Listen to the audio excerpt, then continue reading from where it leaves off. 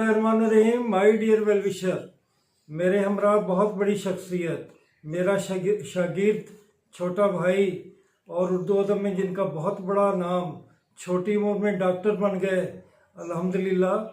तो आज आपके लिए आए हैं, पेपर के मेयार को डिस्कस करेंगे, मेरिट के बारे में बताएंगे और इंटरव्यू की तैयारी के बारे में बताएंगे। इसके बाद कुछ अहम पॉइंट पे मैं भी आपसे बात करूंगा। तो मैं डॉक्टर साहब को तकलीफ देता हूं कि काइंडली मेरे वेल विशर को मुतमिन करें। बहुत शुक्रिया सर, आपके हुक्म पर पहले भी मैं एक दो दफ़ा यहाँ आ चुका हूँ और कुफ्र टूटा खुदा खुदा करके तकरीबन 16 माह के बाद, 14 या 16 माह के बाद पेपर भरा हो गया है। तो मैंने 8 अक्टूबर के करीब अपने कुछ स्टूडेंट्स को कहा था कि पेपर जो है वो बहुत आसान भी आ सकता है और बहुत मुश्किल भी आ सकता है। और फिर कुछ ऐसा ही हुआ कि दोनों पेपर्स मैंने देखे हैं, जितने सवाल अब तक मुझ तक पहुँचे हैं, चाहे वो फीमेल का पेपर है या मेल का है, तो उसको देख के यही लगता है कि ये पर्चा किसी उस्ताद का नहीं बनाया हुआ बल्कि किसी क्लर्क ने बनाया है। और ये पेपर जो हैं, ये पेपर बैंक से, ये सवालात जो हैं ये पेपर बैंक से उठाए गए हैं, इसीलिए दोनों पर्चे जो हैं वो गैर मुतवाज़न हैं। फीमेल का जो पर्चा है वो दोनों उसके पार्ट्स, यानी उर्दू का हिस्सा भी देख लें और जीके का भी, तो दोनों पार्ट्स उसके मुश्किल हैं।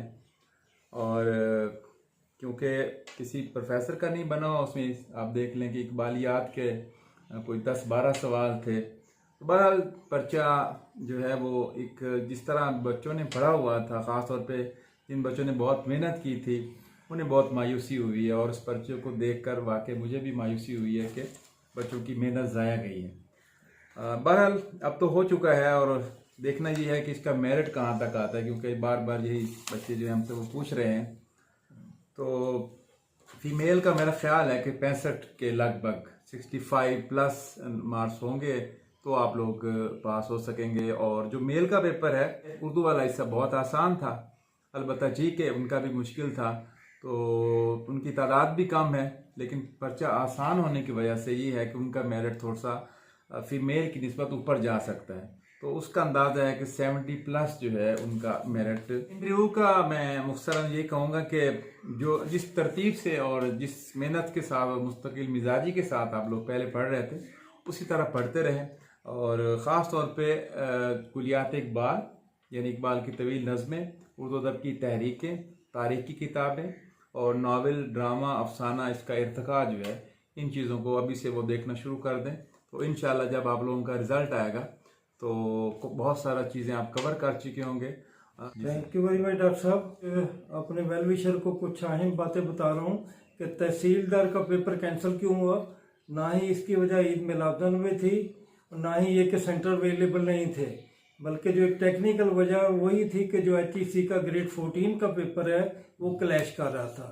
इसके अलावा तादाद बहुत बड़ी थी और कुछ मैनेजमेंट के प्रॉब्लम भी आ रहे हैं। अब इंशाल्लाह ये पेपर 2 दिन में हो जाएगा, 24 और 25 को। तो इसके बारे में फिक्र ना करें। एकेडमिक पॉलिसी के बारे में बहुत आ रहा है, ये अभी इस पर कोई अमल दरामद नहीं हो रहा, अभी ये सारे ख्वाब व ख्याल की बातें हैं। रिजल्ट कब आते हैं अक्सर स्टूडेंट पूछते हैं, तो रिटन टेस्ट के बाद 1 माह लग जाता है, जो और इंटरव्यू के बाद भी 1 माह लगता है। आखिरी बैच के बाद, जिस दिन आखिरी बैच का इंटरव्यू होगा, अगर फिर वहाँ कोई क्वेरी लग गई और कोई डोमिसाइल का इशू बन गया किसी का, और किसी का यूनिवर्सिटी की डिग्रीज का इशू बन गया, तो उन्हें हफ्ता दिया जाता है, तो फिर 1 हफ्ता और भी ऐड कर लें आप।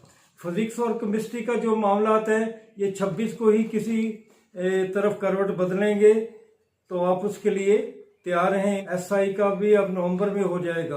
तो डियर वेल विशर, आखिर में मैं आपसे यही कहूँगा कि अल्लाह से मांगे, अल्लाह ही सब कुछ देने वाला है। हजरत यूनुस मछली के पेट में 40 दिन रहे और अल्लाह ताला ने उन्हें माफ़ी दी, और उन्होंने इसलिए माफ़ी दी कि उन्होंने यही दुआ मांगी कि अल्लाह मैं तेरा बंदा हूँ, मुझसे गलतियाँ हो सकती हैं, तू सब कुछ देने वाला है, तू माफ़ करने वाला है। तो अल्लाह ताला से ही मांगे, इंशाल्लाह अल्लाह ताला आपको देगा। अल्लाह ताला आपका हामी और नासर हो। इंशाल्लाह जल्द मुलाकात होगी।